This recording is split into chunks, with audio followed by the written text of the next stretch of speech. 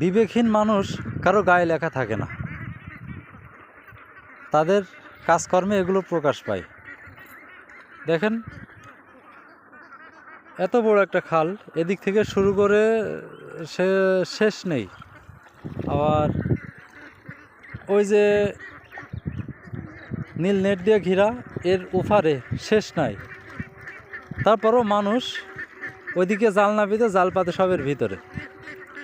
তাহলে এদের কি একটু বিবেক হওয়া উচিত না? যে এখানে ঘিরে রেখেছে, এখানে হাঁস থাকে,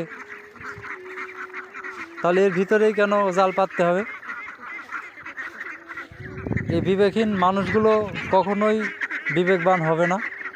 মানে এদের যতই বলো আর যাই করো, কোনো কাজ নেই। ওই যে মানুষ বলে না, কুত্তার লেজ কখনো সোজা হয় না, এদের সেম অবস্থা। অনেক সময় আছে আমি অনেকে নিষেধ করেছি, তারপরেও আমি নেই, আমার অনুপস্থিতি এখানে জাল পেতে রেখে গেছে। এই যে এখন হাঁসে ডুব দিচ্ছে, খাচ্ছে, এখানে তো জাল ছেড়ে যেতে পারে, প্লাস ওই জালে একটা হাঁস বেঁধে মারাও যেতে পারে। কিন্তু এই বিবেকহীন কাজগুলো তারা কেন করে বুঝি না। তাদের কি যত মাছ এখানে, এতটুকুর ভিতরে কি যত মাছ?